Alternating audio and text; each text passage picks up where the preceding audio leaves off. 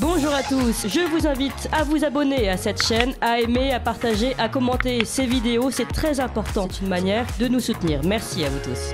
Alors, en effet, dans cette actualité toujours chaude, bouillante, je vous propose un pas de côté et même une plongée sous-marine dans le silence du travail et de la mission très importante des nageurs de combat. C'est l'objet d'un livre, Nageurs de combat, Neptune. Neptune, un livre aux éditions, vous allez nous le dire d'ailleurs, audition Odyssée. On est avec Jean-Louis Tremblay et Éric Denessé. Jean-Louis Tremblay, c'est vous qui êtes l'auteur avec évidemment un magnifique photographe dont on va parler juste après, de ce très très beau livre, un très beau livre relié, un livre de photographie, un livre d'ailleurs qui est en série limitée, qui rend hommage à ces nageurs de combat. Je vous propose de présenter d'abord rapidement ce livre, Jean-Louis Tremblay. Oui, c'est un beau livre, c'est-à-dire un ouvrage illustré par des photographies. Les photographies sont de mon ami Evan Le Bourdet, qui est euh, peintre officiel de la marine. Peintre officiel de la marine, c'est une dignité qui date de l'Ancien Régime. C'est un corps très restreint d'illustrateurs, parce qu'aujourd'hui, il n'y a plus seulement des peintres, il peut y avoir d'autres spécialités, d'autres talents artistiques qui s'expriment, comme la sculpture ou la photographie. Et ces peintres officiels de la marine ont un accès direct au bâtiment de la Royale. Ils peuvent embarquer à n'importe quel moment. Et évidemment, ils ont carte blanche pour réaliser certains reportages confidentiels comme celui-ci.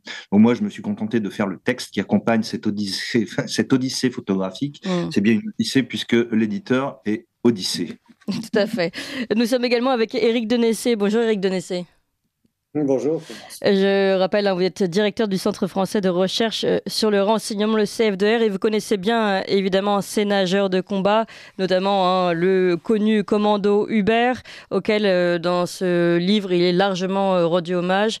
Jean-Louis Tremblay, peut-être pour commencer, puisque vous commencez comme ça dans votre texte, vous parlez de ces deux nageurs de combat que l'on a un peu tous découverts en 2019 dans la cour d'honneur des Invalides, puisqu'il leur a été rendu un hommage national posthume. Deux sous-mariniers qui étaient reliés par un cordage que peut-être certains n'ont pas reconnu, qui s'appelle la sangle de vie. Est-ce que vous pouvez nous raconter un petit peu cette scène ? Oui, alors il ne s'agit pas de sous-mariniers, Clémence, mais d'officiers mariniers, c'est-à-dire de sous-officiers dans la marine. Il s'agissait effectivement de deux premiers maîtres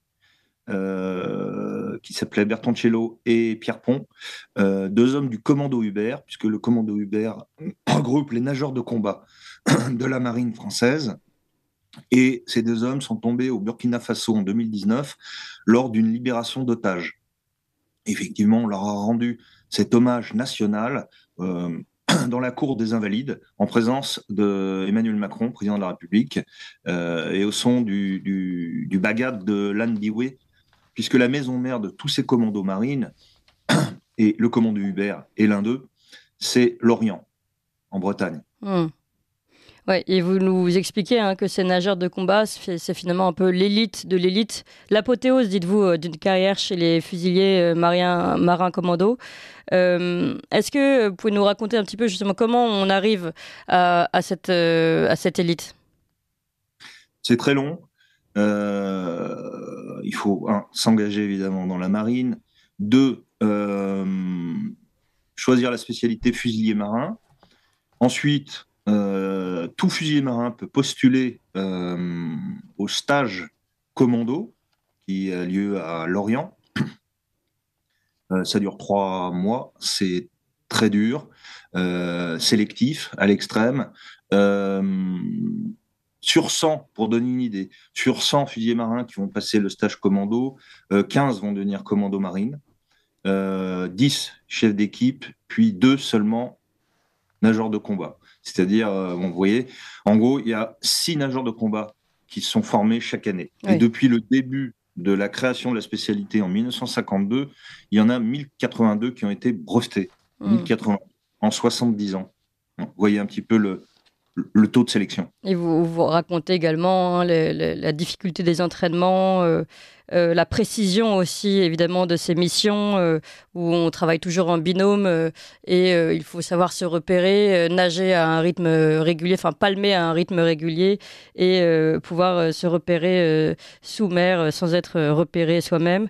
Ce qui est intéressant aussi, ce que vous dites, hein, finalement, lorsque les Français découvrent la mort de ces deux nageurs de combat du commando Hubert au Burkina Faso, finalement, on se dit comment ces nageurs de combat sont arrivés en plein désert. Et c'est aussi, et là je me retourne vers Éric Denessé, la particularité de cette élite de l'élite, de ces fusiliers marins commandos, c'est qu'en fait, finalement, ils ne travaillent évidemment pas que sous l'eau, contrairement à ce qu'on pourrait croire.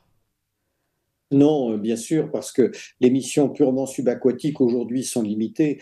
Et donc, vu qu'on investit beaucoup de temps, d'argent et que ce sont des hommes d'une grande qualité, ils sont évidemment aussi utilisés sur Terre. Alors, pour deux raisons. D'abord, parce que effectivement, ce sont des hommes formés à tous les types de combats. Et puis, si vous ne restez que sous l'eau, nos nageurs seraient évidemment très longtemps et très souvent frustrés. Donc, vu que les forces spéciales sont un domaine dans lequel nous avons toujours des difficultés à recruter et à la fois à sortir des hommes et des femmes de stages extrêmement difficiles, eh bien on les engage dès que c'est possible et eux-mêmes sont bien sûr volontaires pour toutes les missions. Alors, par exemple, est-ce que vous pouvez donner des exemples de missions sur lesquelles on peut les retrouver de terrain en ce moment, évidemment sans être trop précis? Oui, alors on va plutôt parler d'histoire jusqu'à ces Mm. dernières années. Les forces spéciales de la marine en général et les commandos, les hommes du commando Hubert ont été engagés dans les Balkans à de très nombreuses reprises dans les années 90. Ils ont bien sûr été présents à partir de 2013 au Sahel, comme le disait Jean-Louis Tremblay, que ce soit au Burkina Faso, au Mali. On les a également retrouvés alors dans d'autres missions plus discrètes au Proche-Orient, notamment au Liban. En Genève. Puis il y a toutes les missions purement subaquatiques qu'ils font, qui sont là beaucoup plus des missions de reconnaissance que des missions de combat, où bien sûr les informations sont beaucoup plus difficiles à obtenir puisqu'ils restent sous l'eau et que ce sont des missions secrètes. Oui. Jean-Louis Tremblay, est-ce que vous pouvez nous rappeler l'histoire et les origines de cette formation subaquatique? Alors, tout commence en 1918, étonnamment, Ouais. quand la marine italienne décide de former des hommes torpilles. À la fin de la guerre, deux ingénieurs de la marine italienne mettent au point une torpille un peu spéciale, qui s'appelle la Miniata, qui sera pilotée, elle fait 8 mètres, sera pilotée par deux hommes, mais en surface et dotée d'une charge explosive. Le but étant d'aller la faire exploser sur un navire ennemi. Bon, à l'époque, l'Italie fait partie des Alliés, elle combat aux côtés des Français et des Anglais contre les puissances de l'Axe, et notamment sur le front sud contre l'Empire austro-hongrois. L'Empire austro-hongrois, à l'époque, englobe l'ex-Yougoslavie, notamment la Croatie, et c'est en Croatie qu'ils vont faire exploser la première miniata, la première torpille, euh, tout à la fin de la guerre, dans la nuit du 31 octobre au 1er novembre. Voilà. Et là, ils font sauter le navire amiral de l'Empire austro-hongrois. C'est pas rien. Ensuite, les Italiens qui ont inventé cette spécialité vont la perfectionner, puisque pendant l'entre-deux-guerres, on va inventer l'appareil recycleur à circuit fermé. Jusque-là, on n'avait que des scaphandres qui n'étaient pas autonomes, qui étaient alimentés en surface par une pompe. Donc là, évidemment, ça change tout. Et donc, toujours pareil, l'ingénierie maritime italienne va mettre au point des LCLC, Silura Lenta Corsa, c'est-à-dire des torpilles à course lente. Ce sont des torpilles dotées effectivement toujours d'une charge explosive, mais manipulées cette fois par deux nageurs tels qu'on les connaît aujourd'hui, c'est-à-dire qu'un masque et des bouteilles de plongée. Voilà. Et capable d'évoluer sous l'eau, voilà, et donc absolument pas repérable. Le but de l'opération, c'est d'être discret, de ne pas se faire repérer par et d'aller porter le feu derrière les lignes adverses, que ce soit sur des infrastructures portuaires ou sur des bâtiments de guerre. Alors Jean-Louis Tremblay, on va continuer de faire l'historique justement de ces forces spéciales qui ont, comme vous le dites, qui sont nées en Italie, puis dont l'idée a été reprise notamment en Grande-Bretagne, puis en France ensuite. On va parler évidemment des forces françaises, mais il est 8h01 sur Ligne droite et c'est l'heure de faire un point sur les informations avec Adèle Rosner. Ligne droite, le témoin a dit la vérité, il doit être exécuté.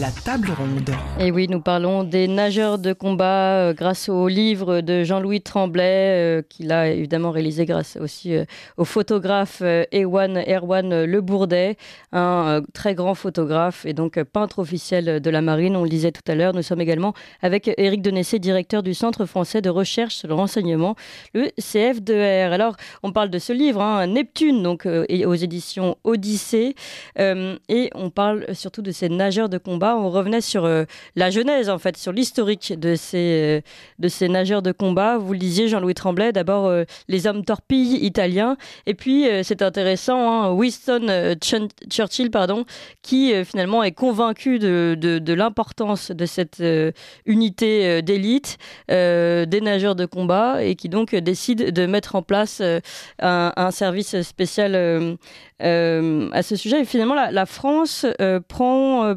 peut-être le pas encore un petit peu plus tard. Est-ce qu'on n'a pas été un petit peu lent aussi à comprendre l'importance de ces unités d'élite sous-marines, Éric Denessé?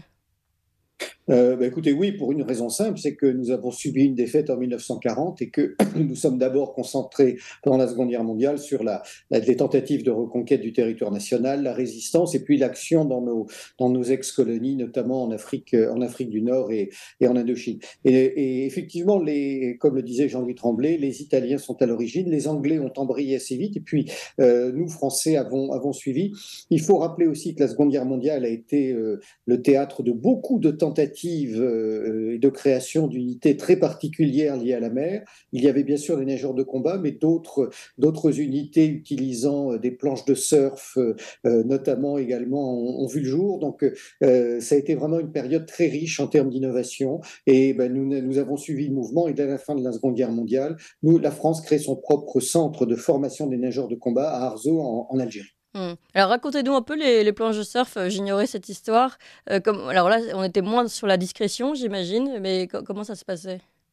Écoutez, les Britanniques, notamment pendant les opérations en Birmanie et en Malaisie, qui menaient des actions soit depuis la mer et qui partaient généralement d'Australie, utilisaient bien sûr des nageurs de combat qui avaient été formés en Méditerranée et dans l'Atlantique pour les opérations contre l'Europe. Et puis, ils ont décidé en partenariat avec les Américains de voir comment on pouvait utiliser des planches hawaïennes pour faire des approches discrètes, pour entrer dans les ports à Singapour ou ailleurs, venir placer des mines sur la coque des bateaux et repartir.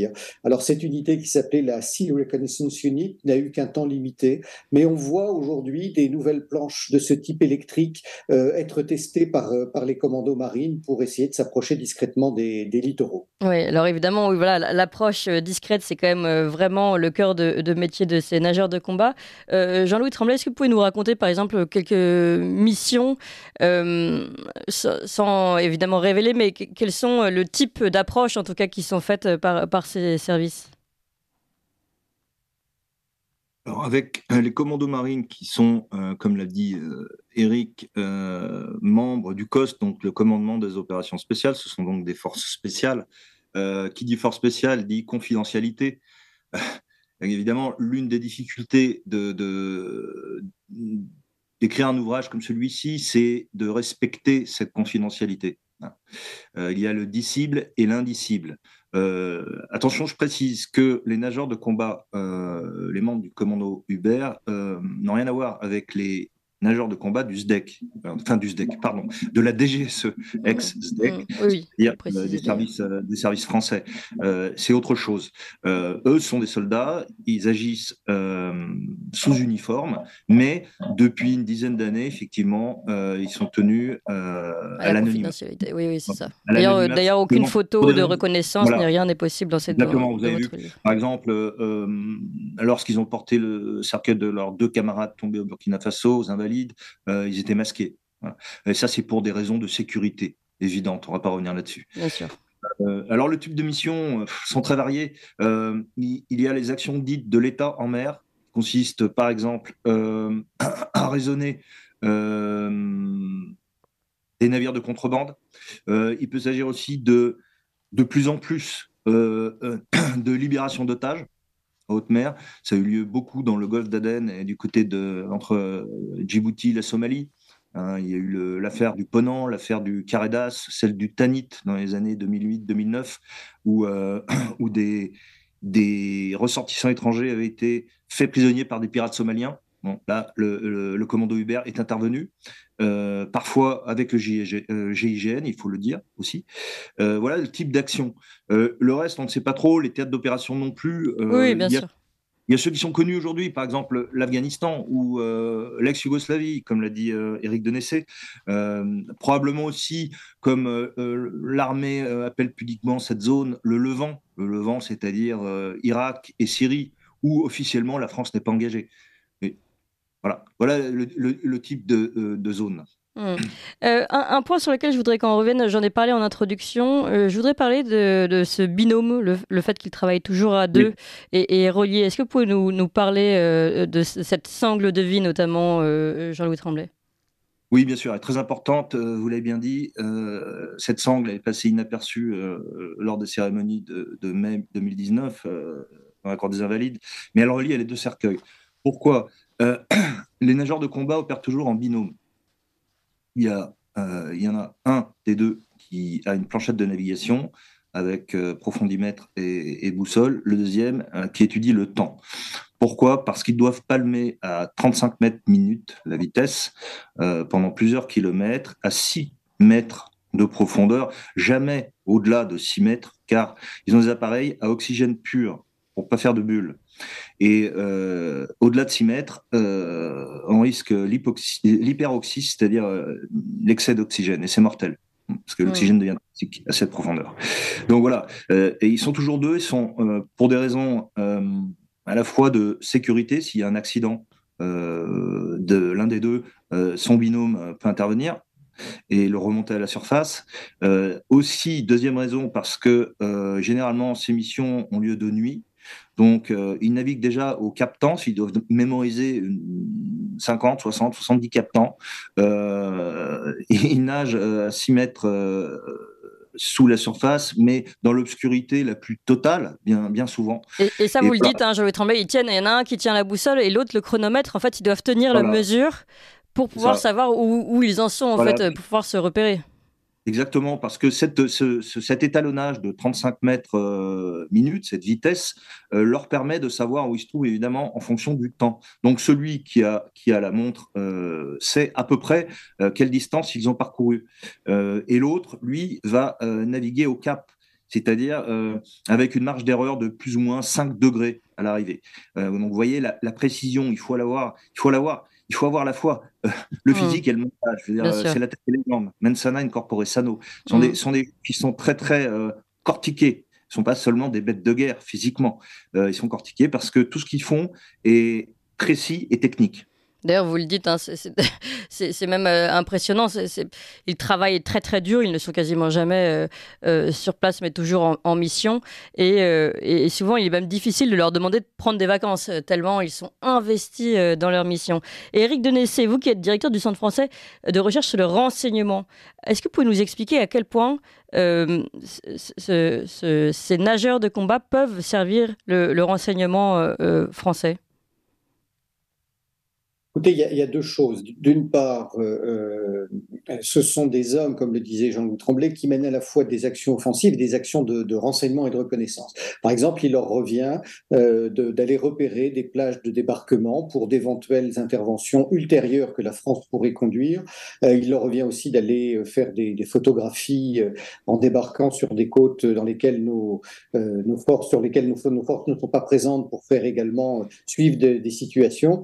Voilà, donc c'est en matière de renseignement, le rôle des nageurs de combat est assez important, finalement un peu plus que dans les autres commandos marines. Mais évidemment, ils ne font pas que ces opérations discrètes, puisque ils sont aussi chargés de missions de destruction, de libération d'otages, et ils participent aux opérations terrestres. Et je crois que c'est ça qui est intéressant, c'est de voir dans ce très beau livre qu'ont fait Jean-Louis Tremblay et Yoann Le Bourdet, de voir ces unités finalement méconnues, parce qu'elles sont toujours dans l'ombre, sous l'eau et travaillent de manière nocturne, de les mettre un petit peu en valeur, parce qu'elles sont très peu nombreuses, à peine une centaine d'hommes, si on ne compte pas les moyens logistiques. Et au niveau d'un pays comme la France, ça fait donc très peu de personnes. Et vous imaginez qu'ils sont employés et suremployés, ce qui explique leur faible période de vacances, et eux ont un âge de la retraite qui est bien sûr beaucoup, beaucoup plus proche que les 64 ans. Oui, ça c'est sûr, pour revenir à l'actualité. Et d'ailleurs, à ce sujet, Éric Denessé, vous dites finalement ils sont très peu nombreux, très peu connus, soit sous l'eau, soit de toute façon très discrets dans leur mission, ce qui est évidemment fait pour leur sécurité. Je voudrais préciser en travaillant sur ce sujet, d'abord, il n'y a pas évidemment énormément d'articles sur ces nageurs de combat. Eh bien, je suis tombée sur un article d'un certain Jean-Louis Tremblay au Figaro Magazine et au Figaro tout court. Et j'ai découvert que il faisait partie, profession nageur de combat de la Marine nationale, faisait partie des articles préférés des abonnés du Figaro. En fait, il y a une vraie attente, une vraie volonté de mieux connaître aussi ces unités d'élite, ces hommes de l'ombre qui travaillent pour la France et qu'on connaît si peu, en plus avec, encore une fois, illustré cette fois-ci par des photos absolument magnifiques. Et c'est ça, ça revient à ce que vous disiez, Éric Denessé. Finalement, je pense par moment, même si on a raison de protéger la sécurité de ces hommes, on devrait aussi savoir les mettre en valeur, et c'est le cas de ce livre, mais ça pourrait aussi nous aider à être fiers de nos hommes et de ce qu'on fait ailleurs, Éric Denessé.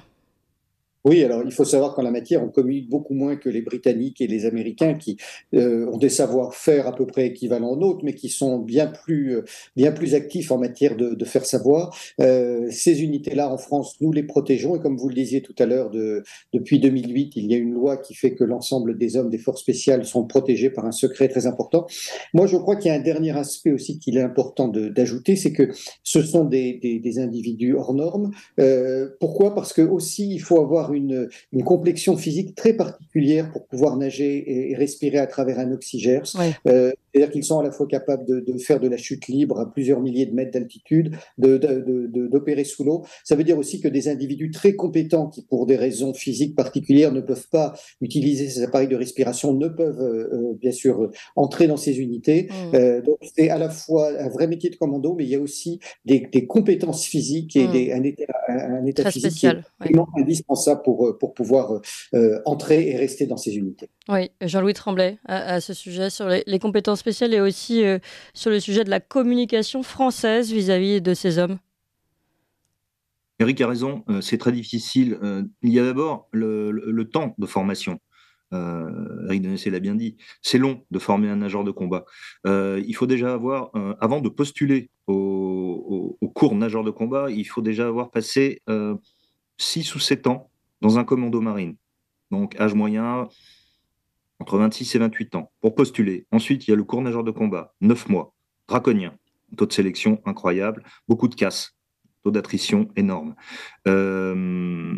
Et à l'issue, on est nageur de combat. L'âge moyen au commando Hubert, c'est 33 ans. Vous voyez 33 ans. C'est-à-dire qu'il faut du temps. Et ils sont peu nombreux, ils sont moins de 100. Les chiffres exacts ne sont pas révélés, évidemment. Moins de 100, c'est rien. Moins de 100. Sur 2500 fusiliers marins, 700 commandos marines. Moins de 100, on va dire 80. Brevetés nageurs de combat. Donc, en formation permanente, c'est-à-dire que une fois qu'on a obtenu ce fameux brevet NC, nageur de combat, le Graal de la profession, on ne s'endort pas sur ses lauriers. C'est-à-dire qu'ils sont en formation permanente ou en mission opérationnelle quasi permanente. Et je tiens à préciser effectivement qu'ils sont pas leur domaine d'intervention n'est pas que le subaquatique, c'est qu'ils évoluent dans les 3 dimensions, terre, air, mer. Air, pourquoi ? Parce qu'ils sont tous shooters opérationnels. c'est-à-dire largable à 4000 ou 8000 mètres. Ouais. Et là encore, l'oxygène. Et là encore, on a de très très belles photos dans le livre, hein, d'ailleurs. Et de très belles photos, oui. Alors, je tiens à revenir là-dessus, justement, parce que ce livre est avant tout un livre de photographie. Et c'est très rare, ça paraît rien comme ça, mais c'est très rare de pouvoir les photographier, notamment, et d'abord parce qu'il faut leur accord. Ensuite, parce qu'il faut que le photographe soit très bon et qu'il soit lui-même plongeur. Là, on a des photos assez étonnantes parce que les nageurs de combat sont parfois amenés à proximité d'un littoral en sous-marin. Ils sortent du sous-marin par un tube lance-torpille et ils y rentrent par un tube lance-torpille. On le voit très bien dans un film qui s'appelle Le Chant du Loup, qui est sorti il y a quelques années. Voilà, et Evan Le Bourdet a pu les photographier. Il les a photographiés aussi dans les airs, puisqu'ils sont parachutés soit d'avions, soit d'hélicoptères, parfois même avec leur matériel, avec les embarcations de transport rapide commando, voilà, en pleine mer. Mais donc, vous voyez, ce que je veux dire, c'est que ça a pris un peu de temps de faire tout ça parce qu'il faut être accrédité et ensuite il faut pouvoir y aller. Et j'ai pas honte de dire que les photographies d'Evan Le Bourdet sont absolument exceptionnelles. J'ai fait des recherches avant d'effectuer le reportage, parce que ça a commencé par un reportage Figaro Magazine, tous les deux, avec Evan. Et le dernier article dans la presse généraliste, je ne parle pas de la presse spécialisée, mais dans la presse généraliste, c'était Paris Match en 1969. Oui, mais c'est ce que je disais, très très peu d'articles et pourtant une vraie demande, puisqu'on le voit, hein, les Français, là, en tout cas les lecteurs du Figaro se sont précipités sur votre article, sur votre reportage. C'est tout ce qui est rare et cher, et c'est un peu, c'est pas terra incognita, terra incognita, c'est mare incognita, les nageurs de combat. On les voit pas, sauf quand ils meurent, effectivement, et c'est pour ça aussi que j'ai voulu commencer ce livre par un hommage à ces deux nageurs de combat d'Hubert qui sont tombés au Burkina Faso pour sauver l'un de nos ressortissants. Alors, une dernière question à Éric Denessé. Pourquoi, je pense que vous allez pouvoir répondre, ce livre s'intitule Nageurs de combat Neptune. Pourquoi Neptune ?